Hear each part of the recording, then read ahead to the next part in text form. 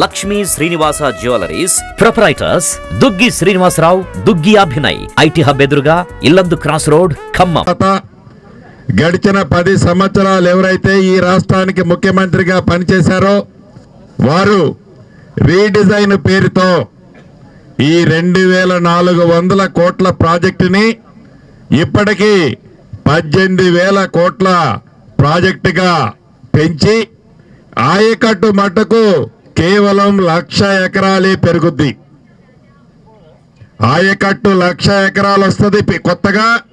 కానీ 2,400 కోట్ల ప్రాజెక్టు 18,000 కోట్లతో సీతారామ ప్రాజెక్టుని మొదలెట్టి ఆ సీతారామ ప్రాజెక్టులో 18,000 కోట్లలో గత ప్రభుత్వం 8,000 కోట్ల పైచిలకు ఖర్చు పెట్టి 1 ఎకరాకు కూడా నీలిని గత ప్రభుత్వ గొప్పతనం.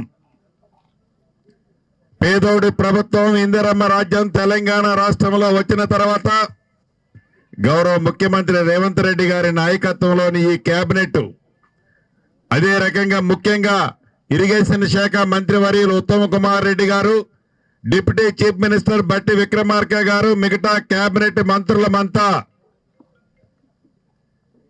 సీతారామ ప్రాజెక్టే కాదు, గత ప్రభుత్వం ఏదైతే ఇరిగేషన్ పేరుతో విధ్వంసాన్ని ఆనాడు రాష్ట్రంలో చేసిన అనేక ప్రాజెక్టులని సరిచేస్తూ ఆనాడు 1 ఎకరానికి కూడా ఏ ప్రాజెక్టులో నీరేయకుండా వేలాది కోట్లు ప్రజల కష్టార్జితం ట్యాక్స్ రూపంలో కట్టిన ప్రాజెక్టులన్నిటినీ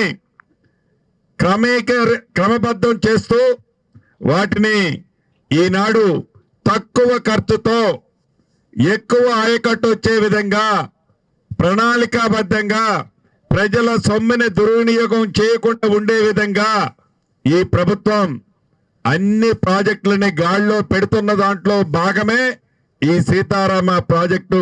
రేపు ఆగస్టు 15వ తారీఖు ఓపెనింగ్. ఇప్పుడు నాగార్జున సాగర్ కెనాల్లో ఏనుకూరు దగ్గర ఈ సీతారామ ప్రాజెక్టు కెనాల్ని లింక్ కెనాల్ ద్వారా కలుపుతున్నాం. దీనికి రాజు కెనాల్ అనే నామకరణం మా కేబినెట్ నిర్ణయించింది. ఈ కెనాల్ ద్వారా సుమారు నాగార్జున సాగర్ ఆయకట్టుతో పాటు మీడియం ఇరిగేషన్ ప్రాజెక్టులైన వైరా, లంకా సాగర్ ప్రాజెక్టులతో పాటు సుమారు 11 మండలాల్లోని వందలాది మైనర్ ఇరిగేషన్ ట్యాంకులతో పాటు సుమారు 1,75,000 ఎకరాలని నీటితో సస్యశ్యామలం చేసే భాగమే ఈనాడు ఈ ఓపెనింగ్ ఒక ముఖ్య ఉద్దేశం. ఇంతకుముందే గౌరవ మంత్రివర్యులు అశ్వరాపేటలో చెప్పారు, రాబోయే 2 సంవత్సరాలలో సీతారామ ప్రాజెక్టు ఏదైతే గత ప్రభుత్వం రీడిజైన్ పేరుతో ఒక గీతలు గీసిందో ఆ గీతలు గీసిన ప్రాజెక్టుని మంచిగా ఉన్నంత వరకు, ఆచరణకు సాధ్యమైనంత వరకు ఎన్ని వేల కోట్ల రూపాయలు ఖర్చు పెట్టినా రాబోయే 2 సంవత్సరాలలో ఈ సీతారామ ప్రాజెక్టుని ఈ గౌరవ ముఖ్యమంత్రి రేవంత్ రెడ్డి గారి నాయకత్వంలోని ఈ కేబినెట్ కంప్లీట్ చేస్తుందని హామీ ఇవ్వటం జరిగింది. గత ప్రభుత్వం ఏదైతే తప్పులు చేసిందో మెయిన్ ట్రంక్ తవ్వి ఆ మెయిన్ ట్రంక్ కూడా తలా తోక తెలియకుండా అక్కడక్కడ కుక్క గోతులు పెడుతూ ఏదైతే గత ప్రభుత్వం మేము పనులు చేశామని చెప్పారో ఆ కుక్క గోతులన్నిటినీ స్ట్రీమ్ లైన్ చేసేదే భాగమే ఈనాడు ఈ రాజీవ్ కెనాల్ లింక్ కెనాల్ యొక్క ముఖ్య ఉద్దేశం. అంతేకాదు ఇంకా కాళేశ్వరం గురించి కూడా గౌరవ మంత్రివర్యులు చెప్తారు.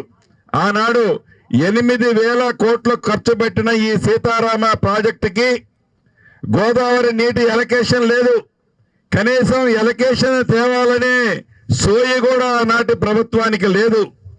ఈ ప్రభుత్వం గౌరవ ముఖ్యమంత్రి రేవంత్ రెడ్డి గారు వచ్చిన తర్వాత రాత్రనక పగలనక నీటిపారుదల శాఖ మంత్రివర్యులు ఉత్తమ్ కుమార్ రెడ్డి గారు ఈ 65 టీఎంసీల నీటికి భద్రత కల్పించే జీవోని కేంద్ర ప్రభుత్వం నుంచి ఆమోదించుకోవడం జరిగింది. ఆనాడు ప్రభుత్వం భేషజాలకు పోయి ఏదైతే ఈ గోదావరి మీద తలపెట్టిన సీతారామ ప్రాజెక్టుకి ఒక భద్రత లేదు, ఒక చట్టం లేదు, ఒక అప్రూవల్స్ లేవు.